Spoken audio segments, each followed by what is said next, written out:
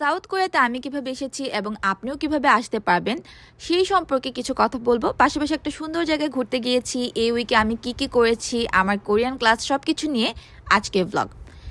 তো প্রথমে যে কোয়েশনটা পাই যে আপু আপনি কিভাবে গিয়েছেন সাউথ কোরিয়াতে। আমি এসেছি স্টুডেন্ট ভিসাতে, যদিও আমার হাজব্যান্ড ছিল সাউথ কোরিয়াতে, সে পিএইচডি স্টুডেন্ট ছিল তখন, সো তাকে কিন্তু পার্ট টাইম জব করতে হতো। এবং সাউথ কোরিয়াতে অনেকগুলো রিকোয়ারমেন্টস আছে F3 ভিসার জন্য, যেগুলো স্টুডেন্টদের জন্য যারা পার্ট টাইম জব করে তাদের জন্য একটু ডিফিকাল্ট হয়ে যায় ওয়াইফকে নিয়ে আসা। সো অনেকেই জানতে চান যে আপনার হাজব্যান্ড সাউথ কোরিয়াতে স্টুডেন্ট ভিসায় আছে, আপনি কিভাবে আসবেন বা কতদিনের মধ্যে সে আপনার জন্য অ্যাপ্লাই করতে পারবে। একজন স্টুডেন্ট তার ওয়াইফের জন্য বা ফ্যামিলির জন্য 6 মাস পরেই অ্যাপ্লাই করতে পারে সাউথ কোরিয়াতে আসার। কিন্তু এক্ষেত্রে সে যদি সেলফ ফান্ডিংয়ে আসে, মানে সে নিজের অর্থে নিজে পড়াশোনা করতে এসেছে কোনো প্রফেসর বা গভর্নমেন্ট ফান্ডিং ছাড়া, তার জন্য ইনকাম পার্ট টাইম জব করে ইনকাম করাটা খুবই ডিফিকাল্ট এবং সেজন্যই তাদের ভিসাটা হয় না। যাই হোক, আপনার সাথে গল্প করতে করতে আমার কোরিয়ান ক্লাস শেষ হয়ে গেল এবং আমরা রাতের বেলা হাঁটতে বের হয়েছিলাম।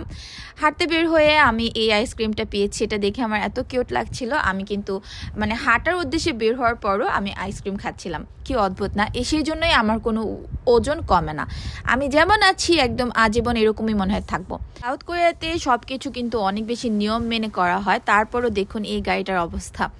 যাই হোক, পরের দিন আমরা ঘুরতে বের হয়েছিলাম। আমরা আজকে যাব সংসেপ্পু এবং এই জায়গাটা অনেক সুন্দর, আমার কাছে তো অনেক ভালোই লেগেছে।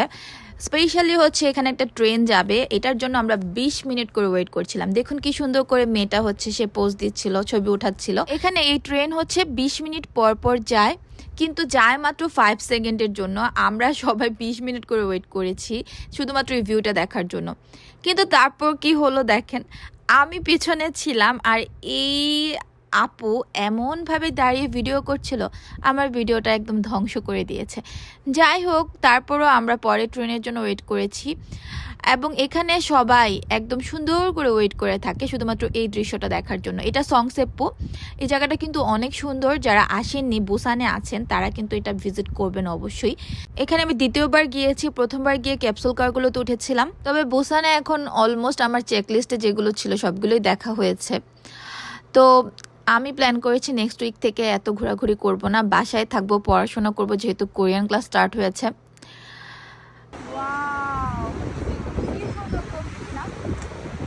টাকা পয়সা আসলে ব্যাংকে জমিয়ে রেখে কোনো লাভ নেই, এখানে আসবেন এভাবে পুরাবেন।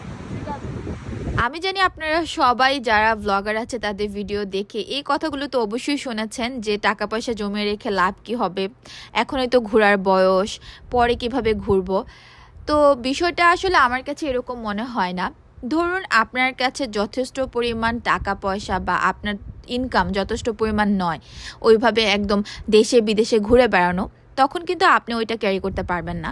অবশ্যই আপনি চাইলে আপনার যেরকম ইনকাম আছে ওর মধ্যে আশেপাশেও ঘুরতে যেতে পারেন। অনেকেই বলে বয়স হলে ঘোরাঘুরি করা যায় না, এবং আমাদের দেশে যেটা আমরা দেখি, যারা আমাদের বয়স্ক যারা বাবা মা আছেন তারা তেমনটা ঘোরাঘুরি করতে পছন্দ করেন না বা কোথাও যান না, সেজন্য হয়তো এরকম মনে হয়। কিন্তু সাউথ কোরিয়াতে আসার পর দেখেছি যারা বয়স্ক আছেন, ইভেন যারা ট্যুরিস্ট আসে বিভিন্ন দেশ থেকে, অনেক বয়স্ক মানুষই ঘুরতে আসেন। সো তাই না, আমরা যারা একটু বয়স্ক আছেন তারা একটু সাজুগুজু করলে আমরা ট্রল করি, কিন্তু কোরিয়া সহ বিভিন্ন দেশের মানুষ যাদেরকে দেখেছি এখন পর্যন্ত, সবাই যারা একটু বেশি বয়স তারা আরও বেশি সাজুগুজু করে যাতে মনটা বেশি ভালো থাকে। বাট আমাদের দেশে সব কিছুই উল্টো, তাই আমাদের চিন্তা ভাবনা হয়তো বা এরকম। মাস্ট ভিজিট একটা প্লেস বুসানে, এবং এখানে আপনি ক্যাপসুল কার দিয়ে সংসেপ্পু বা ট্রেন দিয়েও আসতে পারবেন এবং সংসেপ্পু থেকেও যেতে পারবেন। তো যারা আসবেন ঘুরে যাবেন, খুবই ভালো লাগবে আশা করছি। তো আমরা চলে যাব এখন বাসায়। ইগো বাসরুল তায়ো। ওয়াশিং মেশিনে কাপড় দিচ্ছিলাম, আমার জামাই এসে বলে আমাদের তো কোনো কষ্টই নেই, আমরা যারা বিদেশে থাকি আমাদের ওয়াশিং মেশিনে সব কাপড় ওয়াশ হয়ে যায়, আমাদের কি কষ্ট।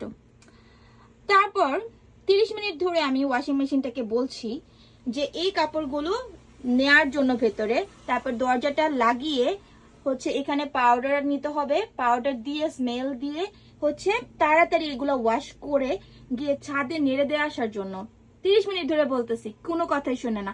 তারপর আবার বলছি যে নেড়ে দিলে শুকিয়ে গেলে এগুলো নিয়ে আসবা ছাদ থেকে, এসে তারপর এগুলোকে ভাঁজ করবা। ভাঁজ করার পর কাপড়গুলো, আমার জামার কাপড়গুলো তার ড্রয়ারে আর আমার কাপড়গুলো আমার ড্রয়ারে রেখে দিবা, কাজ শেষ। কিন্তু এই ওয়াশিং মেশিন তো আমার কোনো কথাই শুনতেছে না ভাই।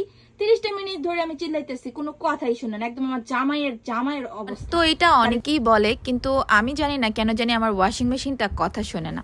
তো আপনারা সবাই ভালো থাকেন, আল্লাহ হাফেজ।